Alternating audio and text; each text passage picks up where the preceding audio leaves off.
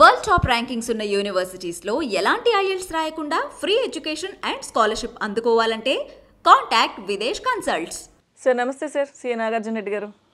చెప్పమ్మా Durga. Sir Margadarsi chit funds సంబంధించి ఆ మార్గదర్శి చిట్ ఫండ్స్ కేసులన్నీ కూడా తెలంగాణకు బదిలీ చేయాలి అంటూ ఒక ఏదో చేసిన అభ్యర్థన సుప్రీంకోర్టు దాన్ని తిరస్కరించింది. సార్ ఏమన్నా ఉంటే మీరు ఏపీ హైకోర్టులోనే తేల్చుకోవాలి, అక్కడే మాట్లాడుకోండి, మీకు స్టే కావాలన్నా ఏం కావాలన్నా ఏపీ హైకోర్టును సంప్రదించవచ్చు అని. అసలు ఎందుకు సార్ బదిలీ కోరుతున్నారు? ఎటువంటి సందర్భాల్లో బదిలీలు కోరుతారు ఈ స్టేట్ నుంచి వేరే స్టేట్కి కేసులు? దానికి పెద్ద రీజన్లు అంటూ కూడా ఏముండవమ్మా. రాయడానికి అయితే ఏమంటే 1, 2, 3, 10 రీజన్స్ రాస్తారు. Sir Margadarsi chit funds private limited అనేటువంటి కంపెనీ హెడ్ ఆఫీస్ హైదరాబాద్లో ఉంది కాబట్టి, హైదరాబాద్ తెలంగాణలో ఉంది కాబట్టి తెలంగాణ హైకోర్టుకి ట్రాన్స్ఫర్ చేయండి, ఇదొక రీజన్. చాలామంది మా మీద కేసులు పెట్టారు, ఆ కేసులన్నీ మెజారిటీ ఆఫ్ ద కేసులు హైదరాబాద్లోనే ఉన్నాయి కాబట్టి ట్రాన్స్ఫర్ చేయండి, ఇట్లా ఏ పనికి వాళ్ళని రీజన్స్ ఏవో చెప్తారు. దానికోసం అని చెప్పి సుప్రీంకోర్టు దాకా వెళ్ళాల్సిన అవసరం ఉందమ్మా? లేనే లేదు. కానీ మరి వాళ్ళు మార్గదర్శి వాళ్ళు ఎందుకు అడిగారంటే సార్ ప్రజలకు కూడా తెలియాలి కాబట్టి చెప్తున్నాను. దాని పూర్వాపరాలు అనేటువంటిది తర్వాత చెప్పుకుందాం. 31 డిసెంబరు 2018 డేట్ గుర్తుపెట్టుకోవాలి. అప్పుడున్నటువంటి జడ్జి ఏం చేసిందంటే ఆమె, ఐ థింక్ రజనీ అనుకుంటాను ఆమె పేరు, 31 డిసెంబరు 2018 ఈ డేట్ గుర్తుపెట్టుకోవాలి. చాలా సంవత్సరాల నుంచి పెండింగ్లో ఉందిగా కేసు. అది ఇంచుమించుగా 2005లో ఉండవల్లి అరుణ్ కుమార్ గారు మొదలుపెట్టిన వ్యవహారం 2018 అంటే ఎన్ని సంవత్సరాలు అయినప్పటికీ 13-14 ఏళ్ళు అయిందిగా. ఆ రోజు ఏం జరిగిందంటే, రామోజీరావు గారు చేసింది తప్పు కాదు, ఆయన చాలా నీతిపరుడు, నిజాయితీపరుడు, బుద్ధిమంతుడు, కానీ అనవసరంగా ఆయన మీద కేసులు పెట్టారని కేసు కొట్టేసింది. అంతా సక్రమంగానే ఉందని 31వ తారీఖు డిసెంబరు 2018 కేసు కొట్టేసి ఆమె ఆంధ్రప్రదేశ్ హైకోర్టు జడ్జిగా వెళ్ళిపోయింది. ఆంధ్రప్రదేశ్ హైకోర్టు అనేటువంటిది ఎప్పుడు ఏర్పడింది అంటే 1వ తారీఖు జనవరి 2019 ఏర్పడింది. మరి అప్పుడు దాకా ఆంధ్రప్రదేశ్ హైకోర్టు ఎక్కడుందంటే హైదరాబాద్లోనే ఉంది. డివైడ్ కాలేదమ్మా అప్పటికి. ఆంధ్రప్రదేశ్ తెలంగాణ హైకోర్టులు డివైడ్ కాలేదు ఇంకా. అంటే 2 జూను 2014 రాష్ట్రాలు ఏర్పడితే 31వ తారీఖు డిసెంబరు 2018 వరకు 2 రాష్ట్రాలకు కూడాను హైకోర్టు ఒకటే.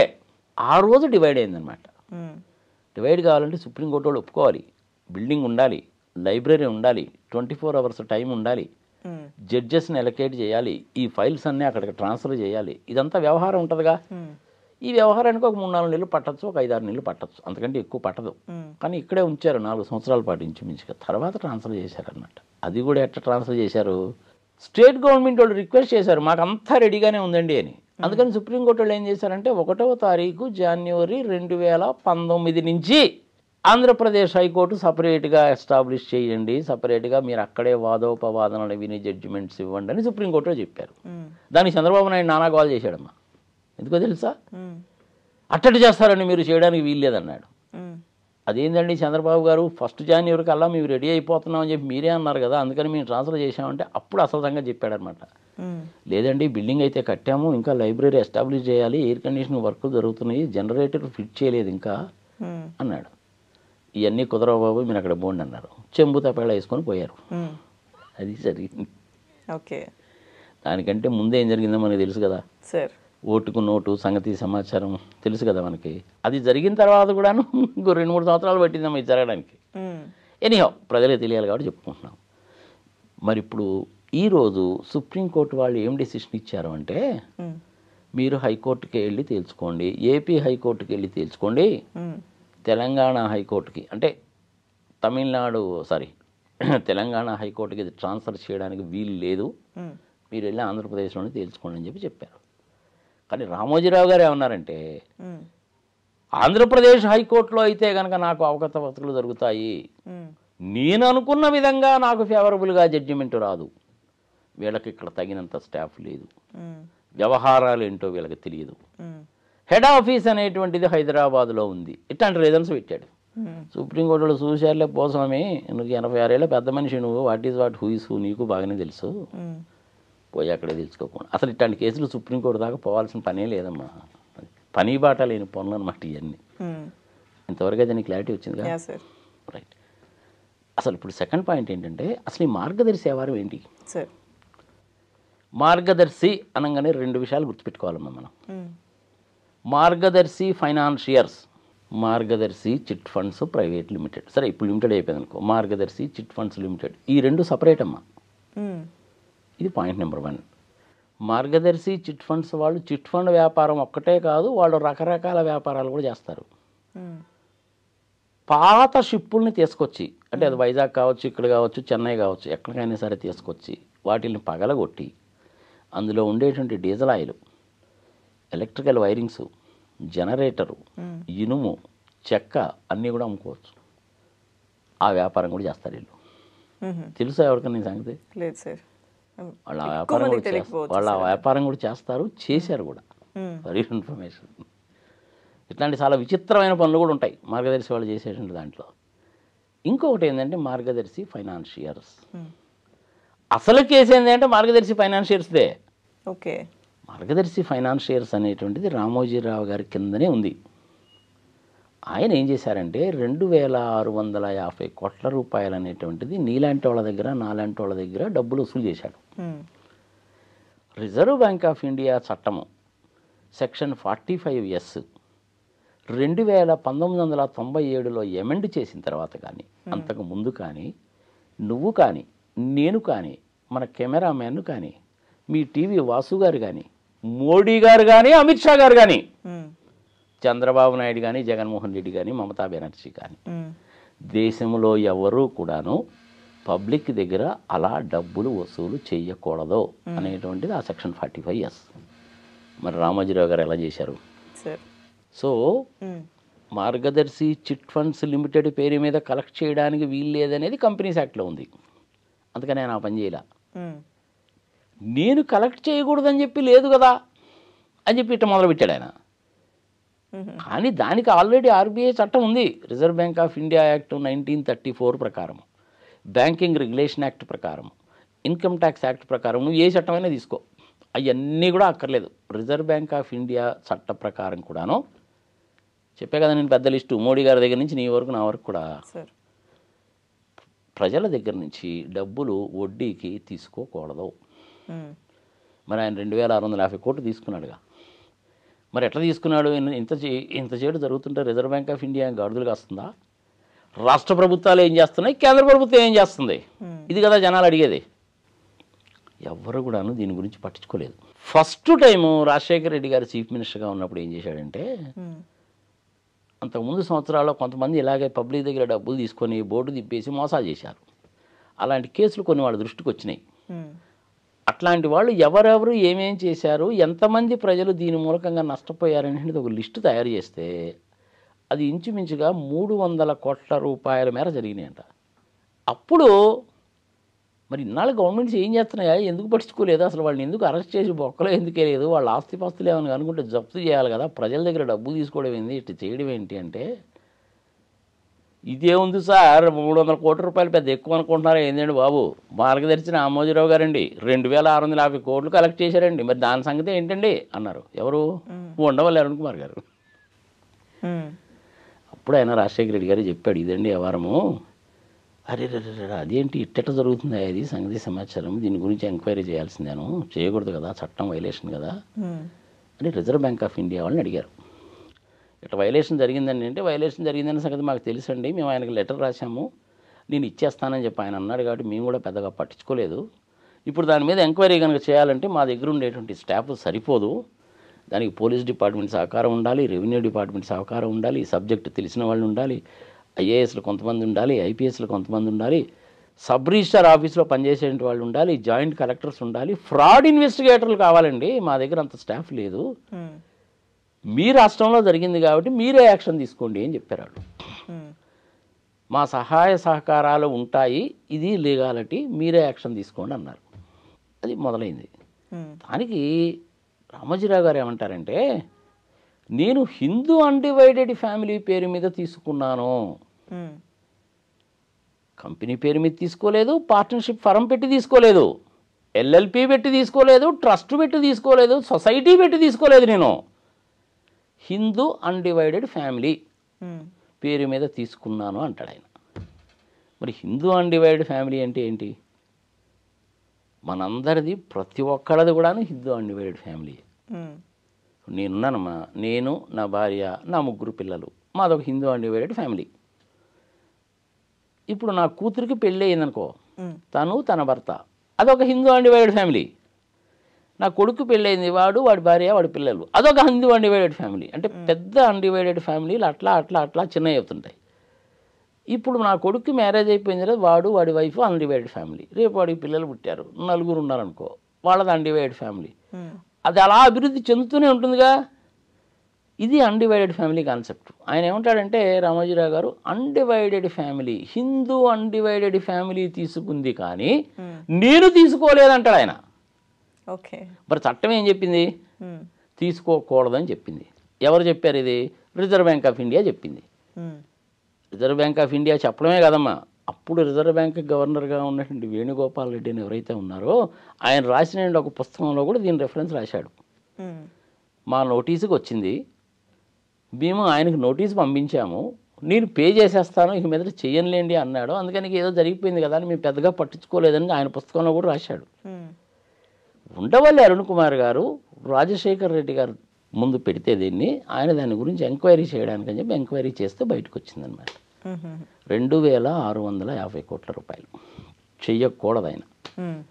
ఆయన కనుక చేసింది కరెక్టేనో అని కనుక సుప్రీంకోర్టు కానీ హైకోర్టు కానీ కనుక చెప్తే రేపటి నుంచి నువ్వు నేను కూడా చేయొచ్చు.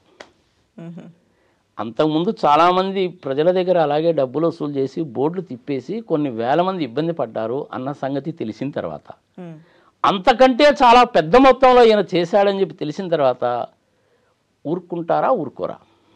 ఎవరు ఊరుకోరుగా. అది టేకప్ చేశారు.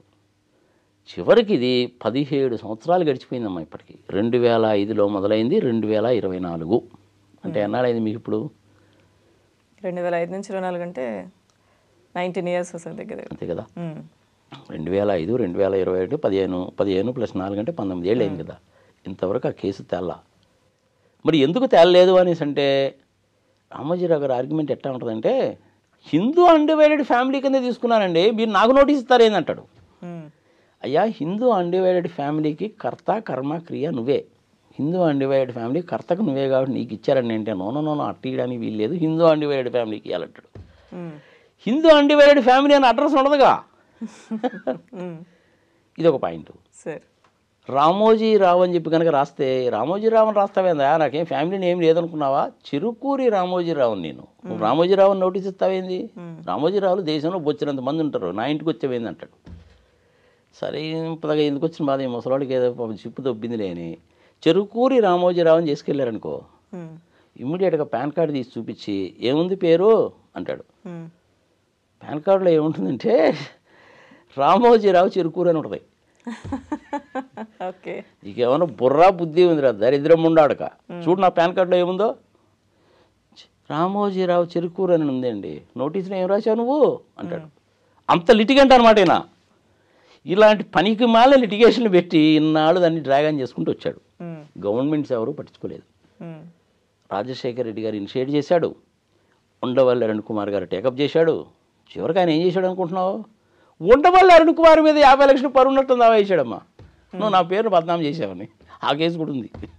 ఫైనల్గా ఏం జరిగిందంటే, ఈ విషయం ఇలా ప్రొలాంగ్ అవుతూ అవుతూ అవుతూ అవుతూ అవుతూ వచ్చి సుప్రీంకోర్టు లాస్ట్ ఇయర్ ఏం చెప్పారంటే, అయ్యా రామోజీరావు 86 ఏళ్ళ పెద్ద మనిషివి, నువ్వు చాలా బుద్ధిమంతుడివి, చట్టాలు బాగా తెలిసినటువంటి వాడివి, 10 మందికి నీతులు చెప్తూ పేపర్లు రాస్తున్నావు, బాగానే ఉంది, ఇది ఇంతవరకు బాగానే ఉంది, దీన్ని ఎవరు కాదనరు. పెద్ద సంస్థానాన్ని ఏర్పాటు చేసావు, 2000 ఎకరాల్లో ఫిలిం సిటీ కట్టావు, పచ్చళ్ళు పెడతావు, షిప్పుల్ని బ్రేకు చేస్తావు, ఇవన్నీ బాగానే ఉన్నాయి, నువ్వు పెద్ద ఇండస్ట్రియలిస్టువే, అందులో నీకేదో పద్మభూషణ్ గిద్మభూషణ్ లాంటి బిరుదు కూడా వచ్చింది, అంతా బాగానే ఉంది సంగతి సమాచారం. 250 రూపాయల ఉద్యోగంతో ఢిల్లీలో నువ్వు మొదలుపెట్టి ఈరోజు ఇంత పెద్దవాడి అయ్యావు, బాగానే ఉంది, కష్ట సుఖాలని నీకు కూడా తెలుసు, అంతా బాగానే ఉందండి రామోజీరావు గారు.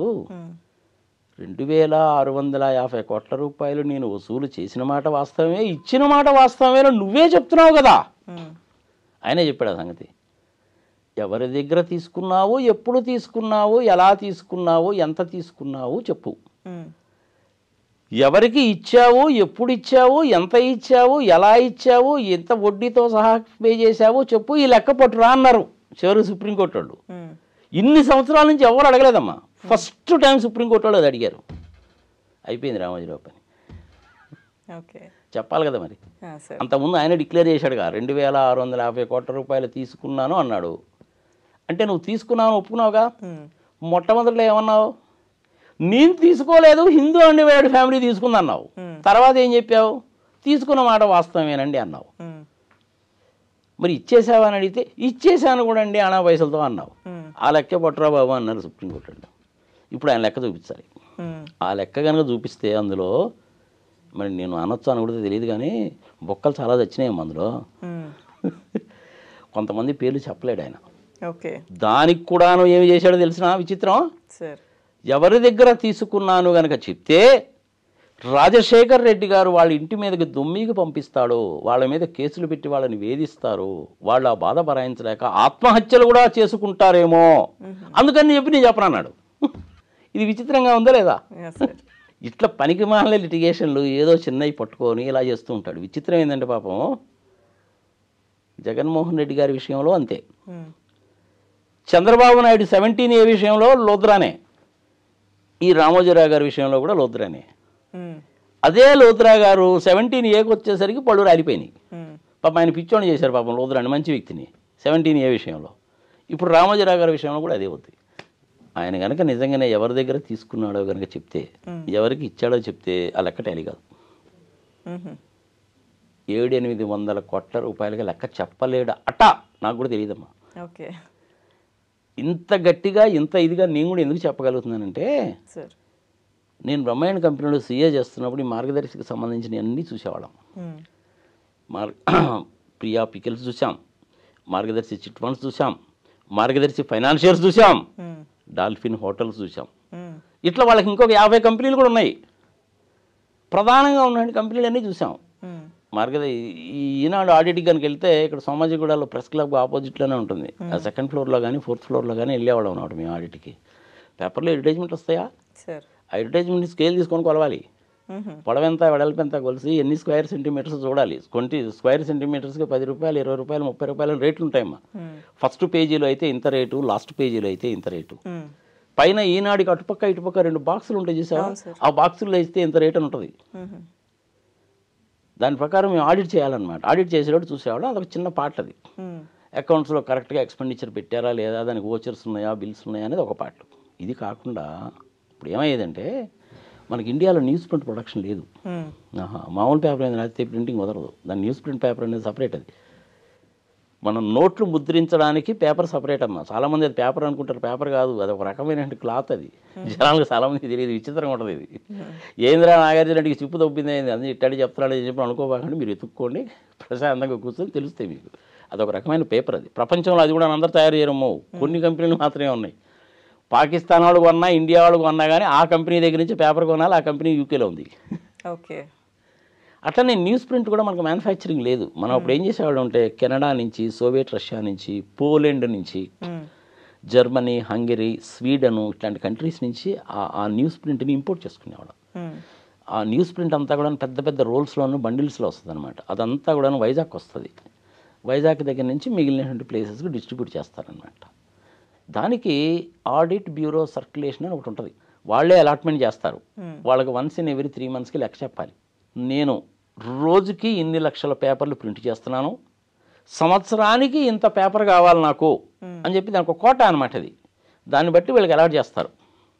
ఫర్ ఎగ్జాంపుల్ ఒక 100 టన్నులు కావాలనుకోమ్మా, మధ్యలో కటింగ్లు పోతాయిగా, కొంత వేస్టేజ్ కూడా కొంత పోద్దిగా, దానికి సమ్ 2% 3% అలౌ చేస్తారు. నీకున్నటువంటి సర్క్యులేషన్ బేస్ చేసుకొని నీకు ఒక 100 టన్నులు పేపర్ కావాలి అనుకుందాం ఫర్ ఎగ్జాంపుల్. వాళ్ళు ఏం చేస్తారంటే 102 టన్నులకు 103 టన్నులకు పర్మిషన్ ఇస్తారు. అంతకంటే నువ్వు ఎక్కువ వాడడానికి వీల్లేదు. ఇది కండిషను. ఈయన రామోజీరావు గారు ఏం చేసేవాడంటే నాకు ఇంత సర్క్యులేషన్ ఉందని చెప్పి తీసుకునేవాడు. అంత నిజంగా అవసరం ఉందా అంటే అవసరం ఉండేది కాదమ్మా. మేము కూడా లెక్కలు చూసేవాళ్ళం, కటింగ్ ఎంత, వేస్టేజ్ ఎంత, ఏంటి ఫిజికల్ వెరిఫికేషన్ చేసేవాళ్ళం. ఒకసారి లెక్కలు టాలీ అయ్యే కాదు. ఏమైనా పెద్ద ఆయన మనకి ఎందుకు వచ్చిన బాధని, మేమే పిల్లలు సీఏ చదువుకుంటున్నాడు, ఏదో పోనీరా బాబు అని వదిలేసేవాళ్ళం, ఏదో ఒక కాగితం మీద రాసి వదిలేసేవాళ్ళం. సో అట్లా మేము ఆడిట్ చేసినప్పుడు కూడా చూసేవాళ్ళం. రామోజీరావు గారు చేసినటువంటిది 100% తప్పు. Point number 1. దాన్ని వైలేషన్ కనుక చేస్తే ఏమవుతుంది అనేసి అంటే 2650 కోట్ల రూపాయలకి రెండింతల డబ్బులు కట్టాలి. ఎవరికి? పెనాల్టీ కింద గవర్నమెంట్ కట్టాలి. 2650 కోట్ల రూపాయలు ప్రజలకు ఇచ్చేయాలి వడ్డీతో సహా. మరి ఆయన వైలేట్ చేశాడు కదా. అందుకని ఇప్పుడు 2650 కోట్లు ఇంటూ 2 అంటే ఎంత అవుతుంది? 5300 కోట్ల రూపాయలు అనేటువంటిది పెనాల్టీ కింద కట్టాలి. ఈ 2650 కోట్లు కట్టేశానన్నాడు, లెక్క పట్టు రమ్మన్నారు సుప్రీంకోర్టు వాళ్ళు. ఇదొక పార్ట్. ఇంకొకటి ఏంటంటే ఈయన డిపాజిట్స్ తీసుకున్నాడుగా, ఇన్కమ్ ట్యాక్స్లో ఉన్నటువంటి ఒక చట్ట ప్రకారము ఆ రోజుల్లో 20,000 కానీ అంతకంటే ఎక్కువ కానీ క్యాష్ రూపంలో తీసుకోకూడదు, చెక్ రూపంలో తీసుకోవచ్చు. మామూలుగానే ఈయన అసలు తీసుకోవడానికి వీల్లేదు. ఒకవేళ తీసుకున్నప్పటికీ 20,000 దాటితే క్యాష్ తీసుకోకూడదు. ఈయన రామోజీరావు గారు ఏం చేశారంటే 19,900 సుబ్బారావు దగ్గర నుంచి తీసుకున్నానని రాసేవాడు. పాపం నిజంగా యాక్చువల్గా సుబ్బారావు ఇచ్చింది ఎంత అంటే 1,00,000. మరి 1,00,000 రూపాయలు రాయకూడదుగా ఇన్కమ్ ట్యాక్స్ చట్ట ప్రకారం. అందుకని సుబ్బారావు 19,900, అప్పారావు 18,400, మిసెస్ లక్ష్మీ దుర్గా 17,400 ఇట్లా రాసేవాడు అనమాట. ఇట్లా మొత్తం కనుక కూడుకుంటే ఏమైందంటే 1 lakh అయ్యేది. యాక్చువల్గా ఈ 1 lakh ఎవరిది? సుబ్బారావు గారిదే. అట్లా లెక్కలు రాసేవాడు. వాళ్ళు ఈ ఉండవల్లి అరుణ్ కుమార్ గారు, ఆ ఆర్బీఐ వాళ్ళు, ఈ ఇన్కమ్ ట్యాక్స్ వాళ్ళు, వీళ్ళు ముగ్గురు కోఆర్డినేట్ అయ్యి ఇన్ని బూతులు ఉన్నాయా బాబు అని చెప్పారు. ఇన్కమ్ ట్యాక్స్ వాళ్ళు ఏం చేశారంటే ఆ సెక్షన్ ప్రకారం, దాన్ని సెక్షన్ 269 SS అంటారు దాన్ని. సరే ప్రజలకు సెక్షన్లు ఇవన్నీ ఎందుకు అనుకో, సారాంశం చెప్పుకోవాలంటే 1,200 కోట్ల రూపాయలు పెనాల్టీ వేశారమ్మా ఇన్కమ్ ట్యాక్స్ వాళ్ళు. ఇప్పుడు ఆయన అది కూడా కట్టాలి. ఇది దీని టోటల్ వ్యవహారం. చేసింది 100% తప్పు, బండ బూతు, ఎంత వాదిచ్చినా కానీ కుదరదు. సుప్రీంకోర్టు వాళ్ళు లెక్క పట్టురమ్మన్నారు, ఇచ్చి తీరాల్సిందే. ఎన్నాళ్ళే ఏంటంటే ఎవరినొకడు మేనేజ్ చేస్తూ వచ్చాడు. ఆయనకి ధైర్యం ఏంటంటే నన్ను ఎవడో ఏం చేయలేడండి ఈ దేశంలో, నా చేతిలో పేపర్ ఉంది. నేను ఒక పక్క వ్యాపారస్తున్నే, నా చేతిలో పేపర్ ఉంది.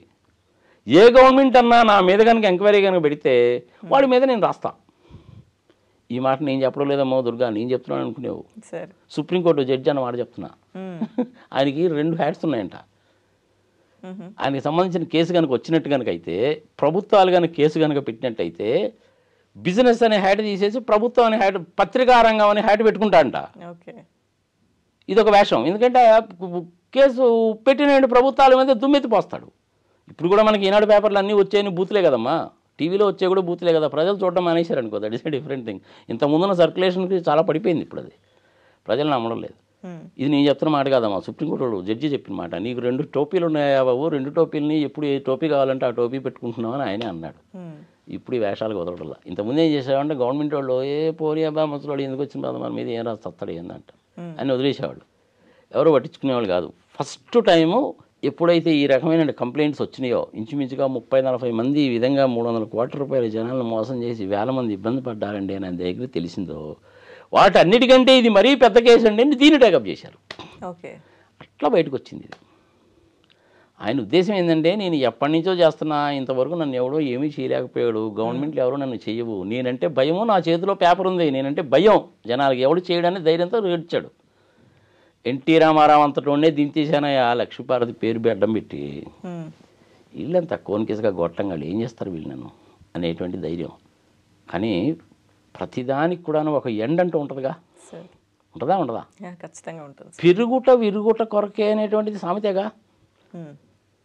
250 రూపాయల జీతము తీసుకుంటూ ఢిల్లీలో ఉన్నటువంటి వాడివి ఈ రోజు నువ్వు ఇంత పెద్దగా ఎదిగావంటే చిన్నంగానే ఎదిగావుగా,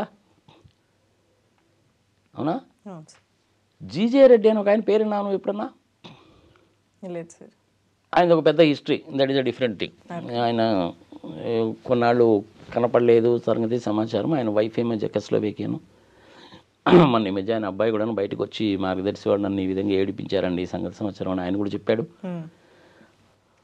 విశాఖపట్నంలో ఈ మార్గదర్శి వాళ్ళు పెట్టినటువంటి స్థలం ఏదైతే ఉందో, ఒక ఎన్ఆర్ఐ 20 సంవత్సరాలు కొట్లాడి ఆయన వికెట్ చేయనంటాడు. మార్గదర్శికి కానీ రామోజీరావుకి కానీ నువ్వు ఇల్లు అద్దెకి కనుక ఇచ్చావంటే యువర్ అవుట్, ఇంకంతే. ఆయన ఇచ్చిన అద్దె నువ్వు తీసుకోవాల్సింది, ఇల్లు ఖాళీ చేయరు.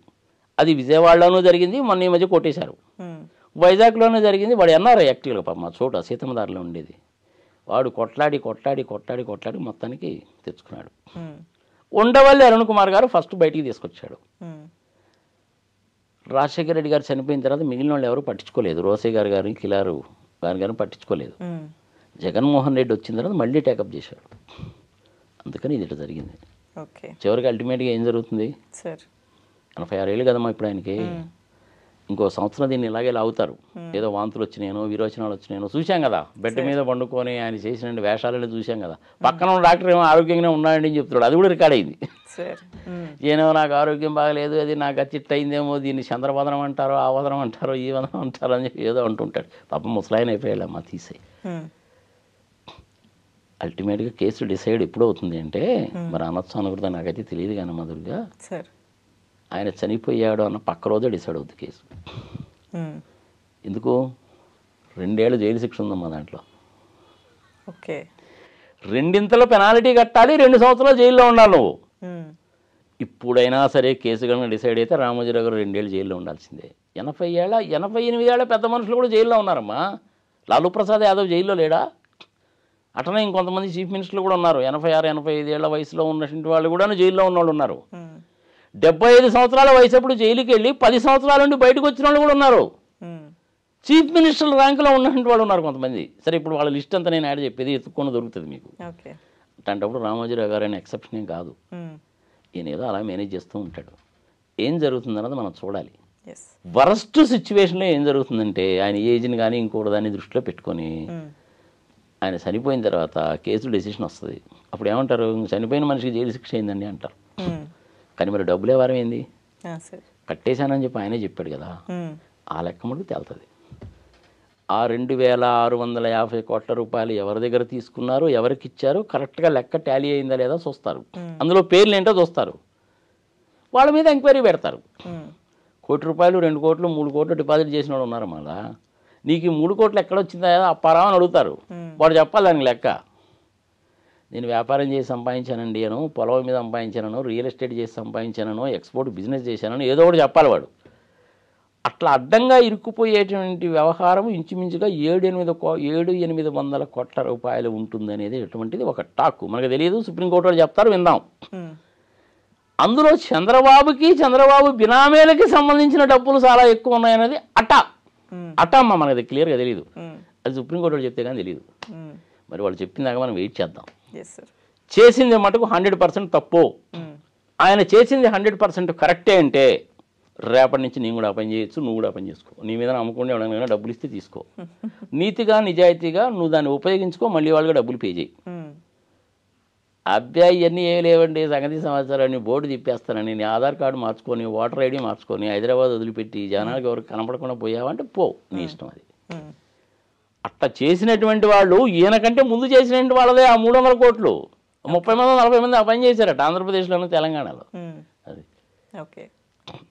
ఇదే పని చేసినటువంటి ఆయన ఇంకొక ఆయన, అది పేరు ఏదో ఉండాలి, పెద్దిరెడ్డి అప్పిరెడ్డి ఏదో ఉండాలి ఆయన పేరు. ఆయన కూడా రామోజీరావు గారు చేసిన పనే చేశాడని చెప్పి 2 సంవత్సరాలు ఏమో జైల్లో పెట్టి రాజమండ్రి సెంట్రల్ జైల్లో పెట్టారు ఆయన్ని. మరి ఆయనకి రాజమండ్రి సెంట్రల్ జైల్లో పెట్టినప్పుడు ఆయన కూడాను ఈ పనే చేశాడు. మరి ఆయన పెట్టినప్పుడు ఈయన ఎందుకు పెట్టరు? 2 టోపీలో. అది చంద్రబాబు నాయుడికి ఫుల్ సపోర్ట్ కదా. అందుకని చంద్రబాబు నాయుడు యాక్షన్ తీసుకోడు. TV5లో సాంబశివరావు ఆయన రాయడు, ఇంకా మన మహా టీవీ ఆయన రాయరు. ఇంకా ఆయన గురించి ఎవరు రాయాలా? ఆయన పేపర్లో ఆయన అయితే రాసుకోడుగా. మిగిలిన వాళ్ళు ఎవరు రాయరు, రాజకీయ నాయకులు ఎవరు పట్టించుకోరు. ఇప్పుడు బయటకు వచ్చింది, గొంతులో ఎలక్కాయ పడది, కుర్తిలో పడ్డ ఎలకలా కొట్టుకుంటున్నాడు. ఆయన కనుక చేసింది కరెక్ట్ అని కనుక రేపు సుప్రీంకోర్టు వాళ్ళు కనుక అంటే, నువ్వు నేను కూడా చేద్దామమ్మా. ఇప్పుడు నా మీద నమ్మకం ఉండి నాకు డబ్బులు ఇచ్చేవాళ్ళు కూడా ఉంటారు. నేనేమో ఎవరికి అన్యాయం అక్రమం చేద్దాం అన్న ఉద్దేశం నాకేం లేదు. శుభ్రంగా దాన్ని సద్వినియోగమే చేస్తా. ఏం చేస్తారండి నాగార్జున రెడ్డి గారని మీరు అడగచ్చు కూడా. అనంతపూర్లో సంవత్సరానికి 32 సెంటీమీటర్ల వర్షపాతమే పడుతుందమ్మా. తాగడానికి నీళ్ళు కూడా ఉండవు పాపం. కానీ ఎర్ర నెలలు అయ్యి వేరుశనగ పంట బాగా పండుద్ది. అక్కడ నేను ఒక ఆయిల్ మిల్ పెడతా.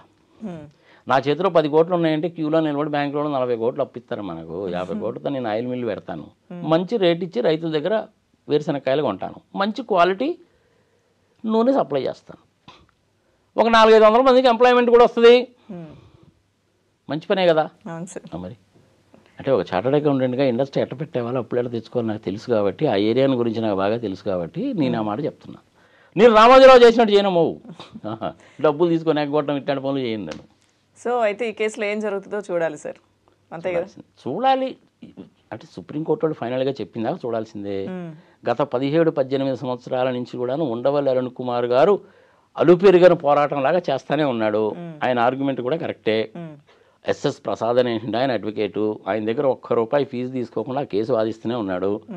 ఉండవల్లి అరుణ్ కుమార్ గారు దానికి సంబంధించిన పేపర్లు నాకు కూడా చూపించాడు, నేను అవి కూడా చూశాను.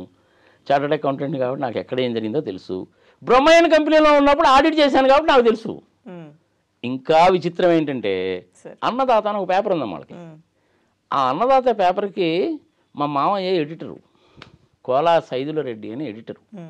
ఫస్ట్ టైం ఈ అన్నదాత పేపర్ అనేటువంటిది మనకు దిల్సుఖ్ నగర్లో పెట్టారు ఒక చిన్న ప్రెస్ కింద. అది రామోజీరావు గారు అని మా మామయ్య ఇద్దరు కలిసే పెట్టారు. తర్వాత రామోజీరావు గారు అలా పెరిగిపోయాడు, మా మామయ్య గారు అలా ఎడిటర్గా ఉండిపోయాడు. పుట్టపర్తి సాయిబాబా దగ్గర జాయిన్ అయ్యాడు, రిటైర్ అయిన తర్వాత చనిపోయాడు. అది ఆయన హిస్టరీ. సో మా మామయ్యకి ఆయనకి చాలా క్లోజ్ అసోసియేషన్. ఆయన అప్పుడప్పుడు కలిసినప్పుడు ఎప్పుడైనా చెప్తుండేవాడు, ఏందండి 4 అంతస్తులు బిల్డింగ్ కట్టారు, ఏందో ప్రియా పచ్చళ్ళు అంటారు, అదంటారు ఇదంటారు, మీ మెయిన్ బిజినెస్ న్యూస్ ప్రింట్ను టీవీ కదండి, ఇదేం చేస్తుంటారని. ఏమోరా డబ్బులు ఎక్కడి నుంచి తెస్తాడో ఏందో కానీ, ఎక్కడి నుంచి తెస్తాడో ఏందో కానీ, ఈ పెద్ద పెద్ద బిల్డింగ్లు కొంటాడు, ఏదో ఫిలిం సిటీ అంటాడు, ఇక్కడ 4 ఎకరాలు అంటాడు, 10 ఎకరాలు అంటాడు, రెంట్కి కనుక తీసుకుంటేనేమో వాడిని 30 తిప్పలు పెడతాడు, ఖాళీ చేయడు, ఏంది అసలు ఇంత గందరగోళంగా ఉంటుంది. ఆ మొత్తానికి మటుకు పెరిగి ఏదో ఒక రోజు మటుకు బుడింగిన మునుగుతాడు రా గ్యారెంటీగా అని చెప్పేవాడు నాకు. మాకే చెప్పేవాడు ఆయన, మా మామయ్య ప్లస్ ఆయన అన్నదాత గేటర్ కాబట్టి, ఏదో ఒక రోజు బుడింగిన మునుగుతాడు రా గ్యారెంటీగా, పళ్ళు రాలిపోతాయిరా, ఏం చేస్తున్నాడో చెప్పరా ఎవడికి అంటాడు ఆయన. ఆయన కంటే క్లోజ్గా ఉండేటువంటి వ్యక్తులు ఎవరికి, రామోజీరావు గారికి నాకు తెలిసి ఎవరు లేరు. ఆయన వియ్యంకుడు, సరే ఆయన తోడలుడు ఎవరు, మన డాల్ఫిన్ అప్పారావు గారు అంటారు. డాల్ఫిన్ అప్పారావు గారిని అడిగినా కానీ ఇదే మాట చెప్తాడు, మా మామయ్యని అడిగినా ఇదే మాట చెప్తాడు, ఉండవల్లి అరుణ్ కుమార్ గారు అదే మాట చెప్తాడు. బ్రహ్మయ్యన్ కంపెనీలో నేను సీఏ చేస్తున్నప్పుడు కళ్ళారా చూశాను కాబట్టి నేను కూడా అదే మాట చెప్తా, అయ్యా రామోజీరావు నువ్వు చేసింది బండ భూతయా, తప్పు చేశావు నువ్వు, ఇప్పటికైనా ఒప్పుకో అంటా నేను. చేస్తాడా చేయడా అంటే చేయడు, యూ టేక్ ఇట్ గ్రాంటెడ్. అల్టిమేట్గా కోర్టు కూడా చెప్పాలి. ఎన్నాళ్ళు పడుతుంది, వీలైనంత తొందరగానే తేలుతుంది. ఎప్పుడు తేలుతుందో కూడా చెప్పాక నేను, డాష్ డాష్ డాష్ జరిగిన పక్క రోజు వెళ్తుంది. అది కూడా ఎందుకు, ఇప్పుడు కనుక కేసు తేలిందంటే 2 ఏళ్ళు జైలు పెట్టాలి ఆయన్ని, అందుకని చెప్పి తేలుతారు అనమాట. చనిపోయాడు కదా ఇంక తీసే, ఏదో డబ్బులు కట్టానన్నాడు కదా, ఏదన్నా ఒక 10 కోట్లు 100 కోట్లు ఏదైనా లెక్క తేలన వ్యవహారంగా అనుకుంటే ఇంక దాని మీద ఏదో పెనాల్టీలు ఇంట్రెస్ట్లు వసూలు చేసి ఏదో ఫిలిం సిటీలో ఉండేటువంటి దాన్ని ఏదో ఆక్యుపై చేసో ఇంకోటి చేసో ఏదో ఒకటి సెటిల్ చేయండి అంట. అది జరగబోయేది. Yes sir. Okay sir, thank you sir.